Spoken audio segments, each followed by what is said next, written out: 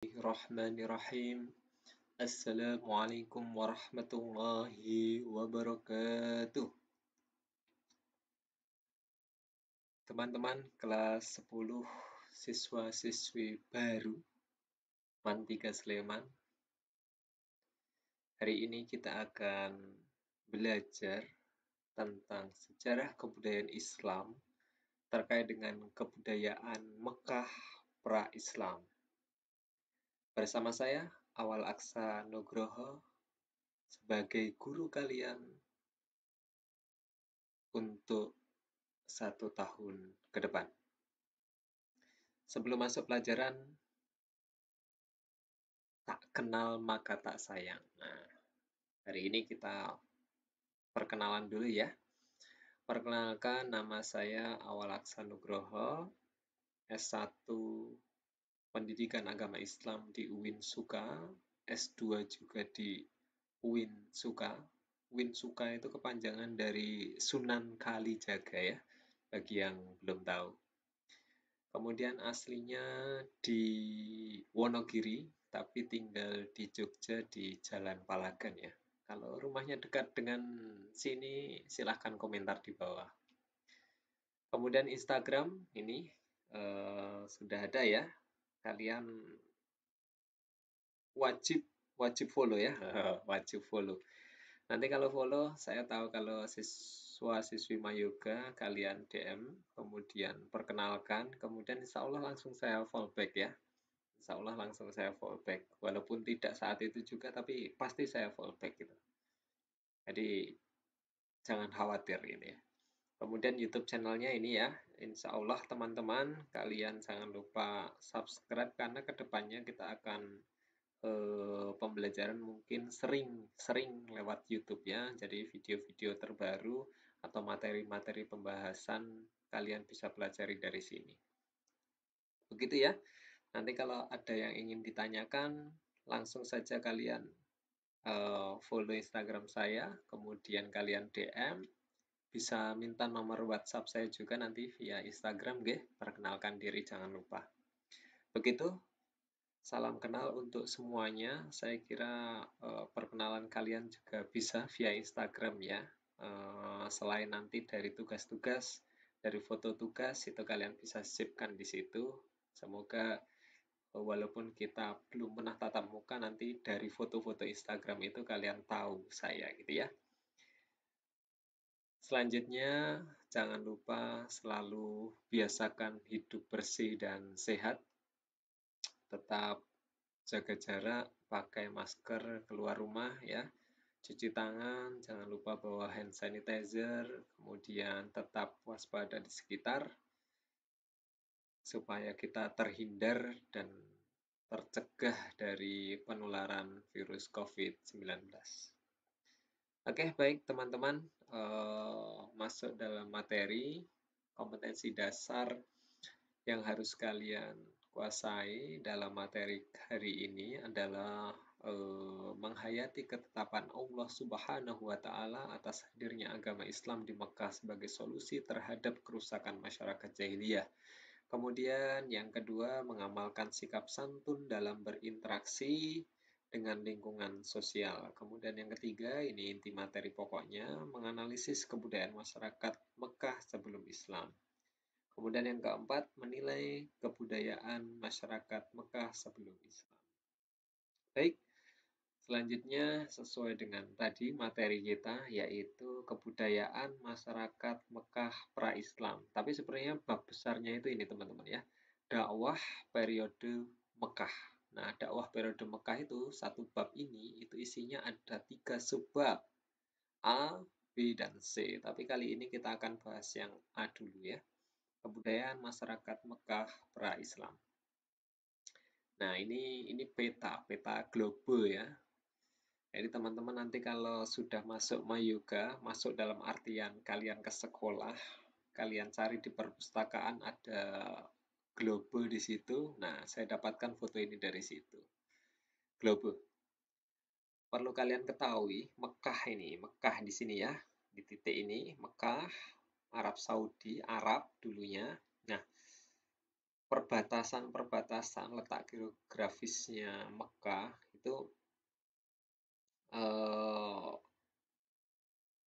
ujung baratnya benua Asia ya. Jadi ini kan benua Asia ya, benua Asia segini nih. Nah, Arab ini di ujung baratnya.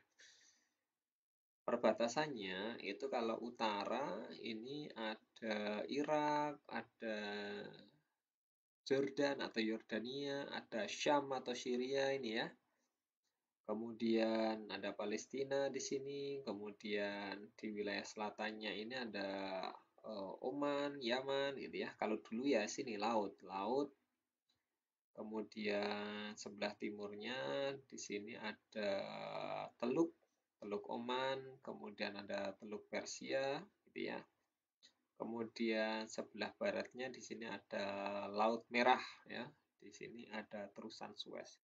Jadi teman-teman yang eh, ingin mengetahui letak-letak perbatasannya Arab itu seperti itu ya. Jadi daratannya itu hanya di sebelah utara sini.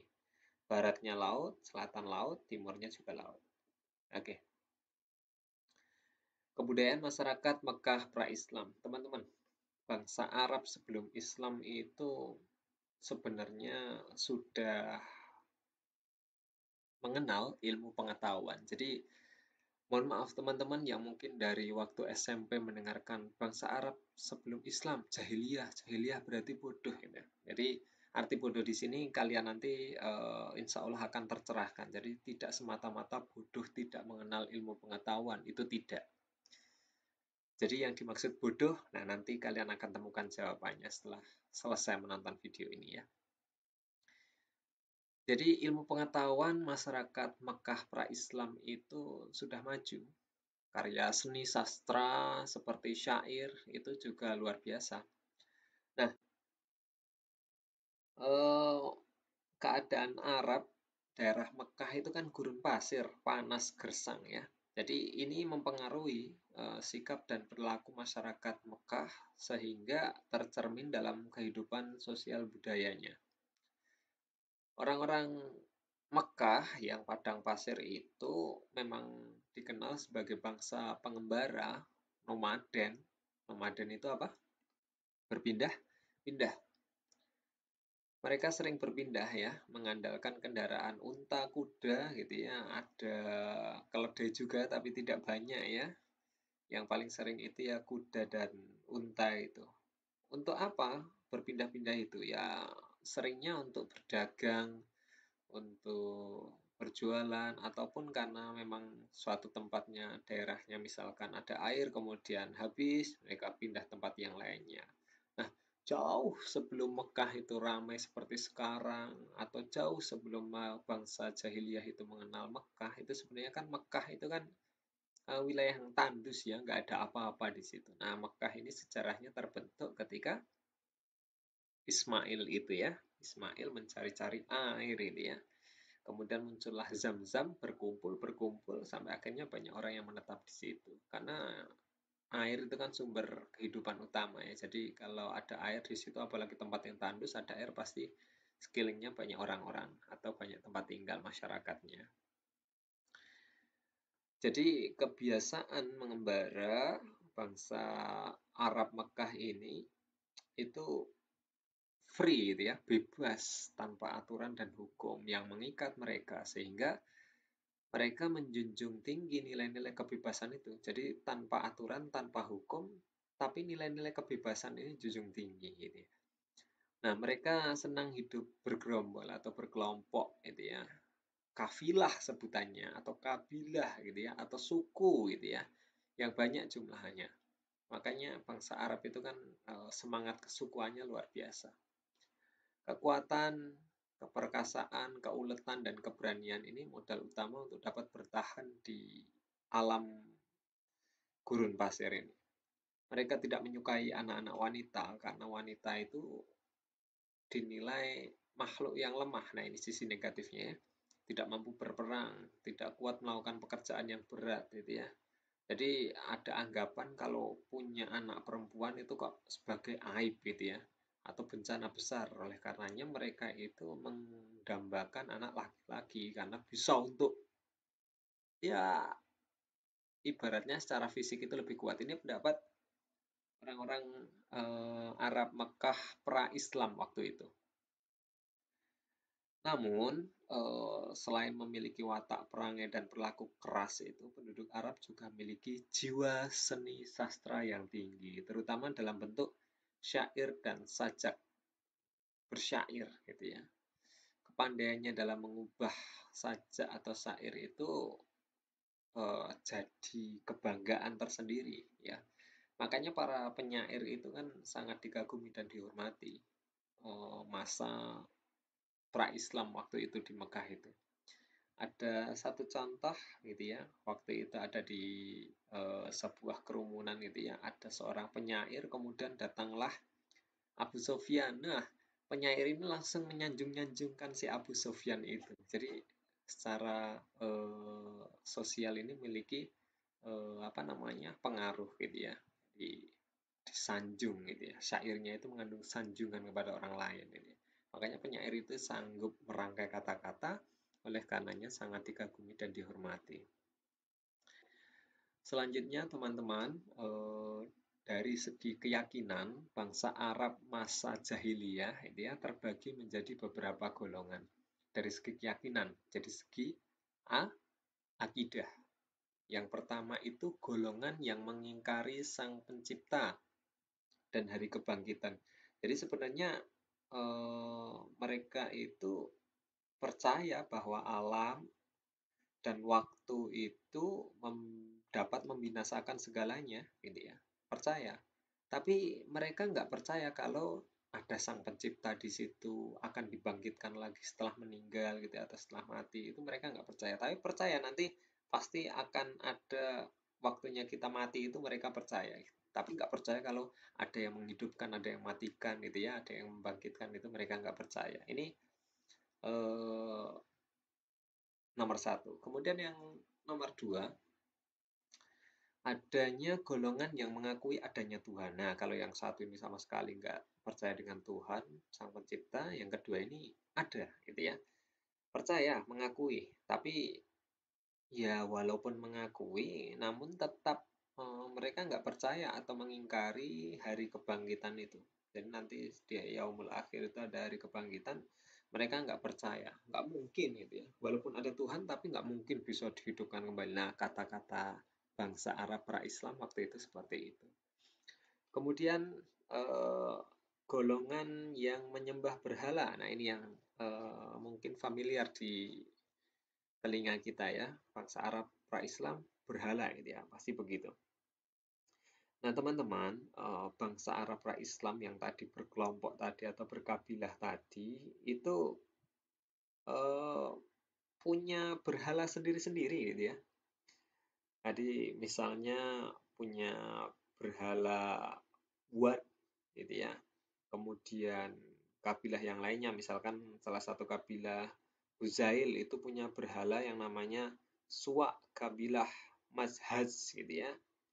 Dan kabilah-kabilah yang lain, misalkan ada yang menyembah berhala namanya Yaguts, bukan Yakut ya, Yaguts. Dan ada yang Ya'uk gitu ya. Kemudian ada Lata gitu ya, berhala yang kalian familiar pasti ada Lata, Uzza, apalagi Manah, kemudian ada satu lagi. Nah, yang ingat komentar di bawah ya. Lata, Uzza, Manah, apalagi gitu ya. Jadi kabilah di Taif itu menyembah Lata gitu ya, dan banyak berhala-berhala yang lainnya lagi. Bahkan isinya Ka'bah itu dulunya berhala teman-teman, masa saat bangsa Mekah atau orang-orang Mekah ini itu sebelum ada peristiwa Fathul Mekah itu ya, isinya itu berhala, bahkan sekitar-sekitarnya itu luar-luarnya itu juga berhala itu. Kemudian yang nomor 4, golongan yang cenderung mengikuti ajaran Yahudi, Nasrani, dan ada juga yang menyembah malaikat atau jin gitu ya. Jadi ada yang mengikuti ajaran Yahudi, Nasrani, kemudian menyembah malaikat dan jin. Jadi Empat golongan ini yang mempengaruhi keyakinan bangsa Arab pra-Islam waktu itu. Jadi keyakinan bangsa Arab pra-Islam waktu itu bukan semata-mata hanya berhala saja, tapi juga ada yang mengakui Tuhan, seperti penjelasan tadi. Kemudian ada yang nomor satu juga, ada yang nomor empat juga, begitu. Selanjutnya, nah, perkembangan kebudayaan masyarakat Arab pra-Islam. Nah, seperti yang saya sampaikan tadi tentang keilmuannya, mereka ada yang bersyair gitu ya. Nah, oke, kita bahas yang nomor satu, tradisi keilmuannya. Apa sih yang dimaksud di sini? Jadi, bangsa Arab pra-Islam itu juga mampu mengembangkan ilmu pengetahuan. Buktinya apa? Itu mereka yang berkembang di Arab itu ilmu astronomi, ilmu perbintangan ya. Ini tepatnya setelah bangsa Babilonia diserang oleh bangsa Persia. Babilonia itu mana sih sekarang? Babilonia itu sekarang Irak, teman-teman ya. Diserang oleh bangsa Persia. Persia itu mana sih sekarang? Nah, Persia itu Iran sekarang ya. Daerah Iran itu. Nah, mereka juga tahu ilmu-ilmu nasab. Ilmu nasab itu apa berarti? Garis keturunan. Kemudian ilmu rasi bintang itu ya, astronomi tadi ya. Kemudian yang kedua, kebudayaan berdagang. Nah, jadi masyarakat yang tinggal di kota dan di desa atau tidak kota gitu ya, bangsa Arab pra-Islam itu ada sebutannya. Kalau yang tinggal di kota itu sebutannya adalah Ahlul Hador ya, Ahlul Hador atau tulisannya Ahlul Hadar gitu ya. Itu pasti kehidupan mata pencahariannya pasti berdagang gitu ya. Kemudian di berbagai pasar, salah satunya adalah pasar Ukas, itu kan pasar yang ramai ketika bulan-bulan tertentu. Nah, ada 3 bulan yang hmm, ramai pasar Ukas itu atau Mekah itu ramai di 3 bulan itu, yaitu bulan Zulqa'dah, Zulhijjah, dan Muharram. Nah, 3 bulan ini itu yang membuat suasana Mekah dalam hal perdagangannya itu sangat ramai. Kemudian kebudayaan bertani. Nah, ini kalau masyarakat kota berdagang, kalau masyarakat desa itu bertani, teman-teman. Nah, bukan cuma bertani, mereka juga mengembala gitu ya. Yang dimaksud kalau yang masyarakat kota itu ahlul hadar, kalau yang masyarakat pedalaman atau desa itu disebut badui waktu itu. Jadi suku badui itu disebut suku pedalaman ya. Kemudian mata pencahariannya ya bertani dan beternak tadi ya. Kehidupannya berpindah-pindah, nomaden gitu ya. Yang penting mereka itu cari tempat yang subur ya. Subur itu ya air, ya hijau gitu ya, dan bisa menghidupi mereka itu ya. Syukur banyak buah-buahan dan sayur-sayuran di situ yang membuat mereka lama menetap gitu ya. Itu kebudayaan bertani. Kemudian kebudayaan bersyair. Nah, itu tadi yang saya jelaskan di depan gitu ya. Beberapa bait syair itu mengandung unsur menyanjung atau pujian terhadap seseorang atau tokoh tertentu. Kemudian kebudayaan atau tradisi menghormati tamu. Nah, ini luar biasa teman-teman. Masyarakat Arab pra-Islam itu sisi menghormati tamunya luar biasa. Mereka berlomba-lomba menjunjung tinggi sikap dermawan itu. Jadi apa yang dimiliki ya diberikan gitu ya. Itu untuk tamu. Nah, contohnya suatu ketika datang laki-laki ke rumah seseorang. Nah, seseorang ini itu nggak punya apa-apa selain yang jadi kendaraannya gitu ya. Kendaraannya itu ya onta. Dia punya onta ini kan untuk mata pencarian, untuk ke sana kemari gitu ya, bahkan untuk berdagang membawa ini itu. Dia nggak punya apa-apa lagi kecuali onta itu. Nah, dia itu si tuan rumah ini, Ahlul Bait ini rela menyembelihkan untanya ini untuk menjamu si laki-laki ini tadi, ya, luar biasa. Kemudian menepati janji, teman-teman. Nah, tradisi yang terakhir menepati janji.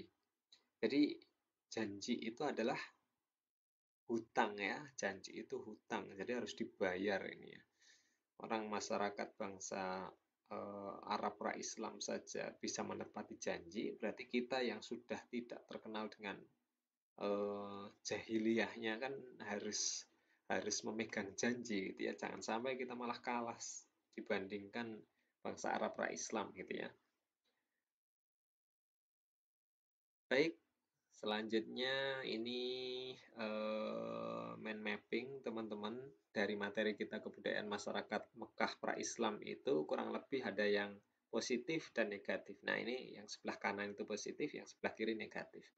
Tadi ada tradisi keilmuan, kemudian sisi sosial, dermawan, ini menghormati tamu dan seterusnya, kemudian berdagang, kemudian bersyair gitu ya, itu positif. Kemudian negatif itu ada yang berhala, ada yang mabuk-mabukan, perbudakan gitu ya, judi gitu ya. Pasti sudah familiar di telinga kita ya. Saya yakin teman-teman waktu SMP juga sudah membahas ini ya. Cuma mungkin kita refresh sedikit ya. Baik, sampai di sini sudah jelas. Adakah pertanyaan? Teman-teman, tugas hari ini kalian kirimkan tanggapan dan pertanyaan ya. Jadi kalian cek link ini. Kalau nggak mau ngetiknya ya dicek di kolom deskripsi. Kalian buka link ini. Nah, kalian berikan tanggapan dan pertanyaan di kolom di bawahnya itu. Nanti kalian isi di situ pertanyaannya. Kemudian kalian juga jangan lupa catat inti poin dari pembahasan kita hari ini. Kalian catat di buku, kemudian kalian foto catatan itu, kemudian kalian upload di link ini juga. Jadi di link ini ada menu upload tugas. Nah, kalian upload di situ. Kalian baca deskripsinya di link ini, pastikan teliti dalam mengisi. Jika ada yang kurang jelas bisa ditanyakan via komentar di bawah. Bahkan kalian walaupun sudah mengirimkan tanggapan dan pertanyaan pada link ini, kalian boleh salin pertanyaan dan tanggapan itu di kolom komentar di bawah ya. Jadi insya Allah kalau di kolom komentar di bawah itu nanti saya akan menjawabnya langsung atau menanggapinya langsung gitu nggih. Begitu ya teman-teman. Sekali lagi kalian cek pembahasan hari ini, kalian bisa putar ulang, kemudian catat poin pentingnya, jangan lupa kirimkan tanggapan dan pertanyaan. Nah, kalian mengirimkan foto dari catatan kalian dan berikan tanggapan dan pertanyaan itu sudah menjadi nilai gitu ya. Mungkin cukup sekian, jangan lupa like, komen, dan subscribe.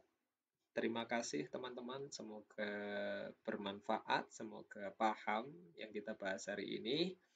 Ihdinas siratal mustaqim, Rabbana atina fid dunya hasanah wa fil akhirati hasanah wa qina adzabannar. Alhamdulillahirabbil alamin. Sampai jumpa di video selanjutnya. Assalamualaikum warahmatullahi wabarakatuh.